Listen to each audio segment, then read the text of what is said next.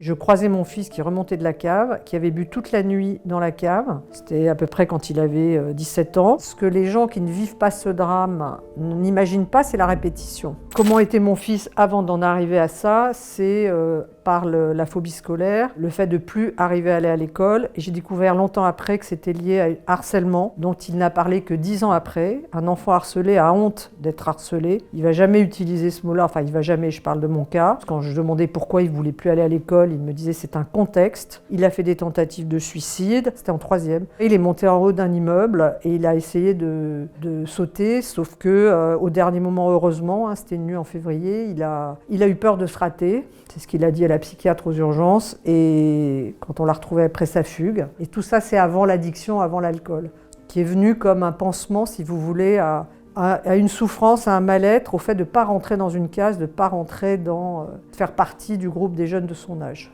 Il restait toute la journée seul à la maison, il a commencé à boire, puisque c'est très facile en France de s'acheter des bières pas chères à plus de 8 degrés d'alcool, même quand on est mineur. Aujourd'hui, la santé mentale des jeunes, c'est un vrai problème. Un jeune sur 4, je crois, qui est en vulnérabilité psychique, c'est énorme. Je partais le matin au travail, j'étais à 8 heures en train de prendre mon petit déjeuner et je croisais mon fils qui remontait de la cave, qui avait bu toute la nuit dans la cave, c'était à peu près quand il avait 17 ans, et qui montait se coucher toute la journée puisqu'il était complètement décalé. Et moi, je partais faire face à ma journée de travail, la boule au ventre, en sachant qu'il n'allait pas décoincer de sa chambre et qu'il se relèverait le soir pour boire.